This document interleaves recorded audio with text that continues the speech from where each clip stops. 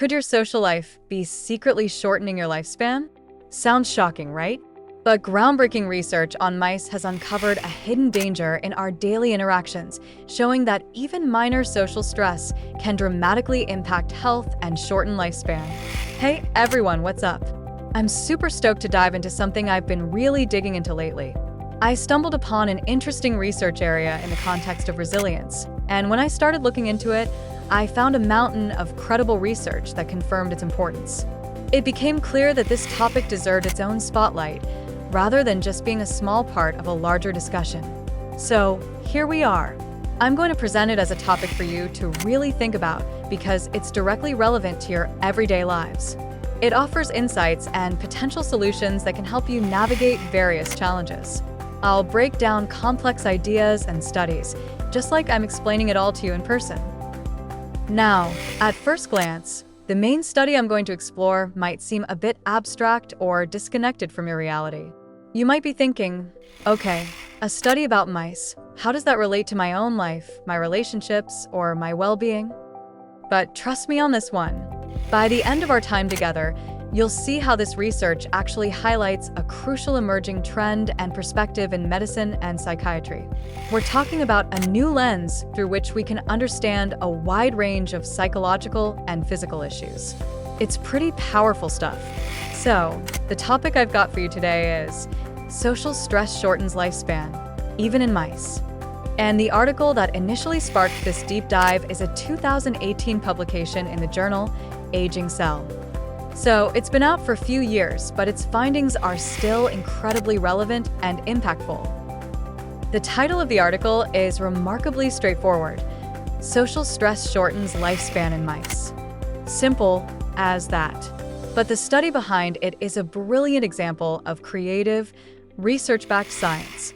And I'll be honest, it's also a little unsettling when you start thinking about the implications.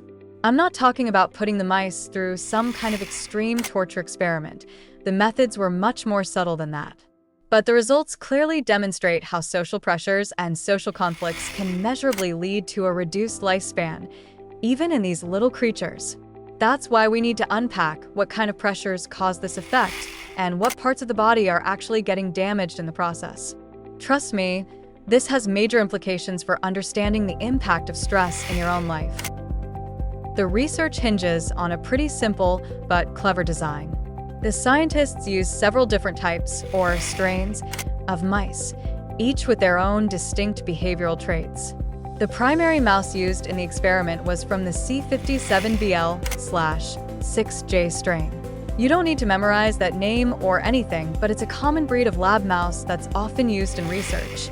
In addition to this central mouse, the researchers included two other breeds to create different social dynamics. CD1.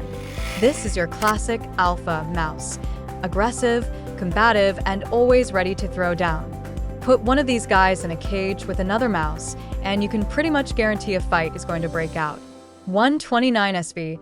This is basically the opposite of the CD1. They're a more humble, submissive breed. These mice tend to be calm, adaptable, and they actively avoid conflict. They're the peacekeepers of the mouse world, if you will. So, how did they use these mice in the experiment?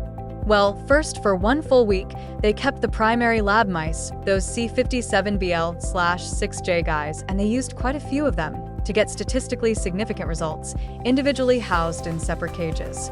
At the same time, they also had a good number of the other two breeds, both the aggressive CD1 mice and the more docile 129SV mice, also living separately in their own cages for a week.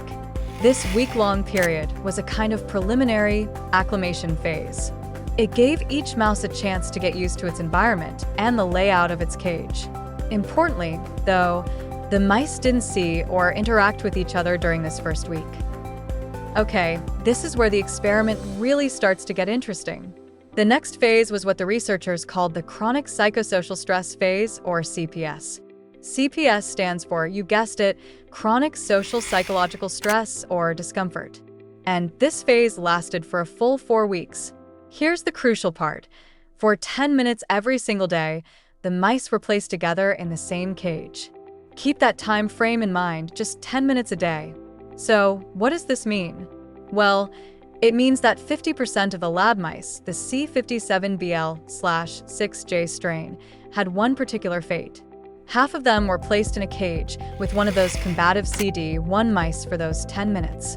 The other half of the lab mice, on the other hand, were placed in a cage with one of the calm and non-threatening 129SV mice for that same 10-minute period. Now, here's another key detail. After those 10 minutes of potential interaction, for the remaining 23 hours and 50 minutes of the day, the mice were kept in the same cage, but there was a wire mesh divider placed between them. This divider was designed to prevent any physical fighting or biting. So, they were still in the same shared space, but there was a clear barrier or net between them. They could see each other, smell each other, hear each other, but they couldn't physically harm each other. So, for 4 weeks, this was their reality. Each day, they had that 10-minute period of potential interaction, and you can easily imagine what that might have looked like.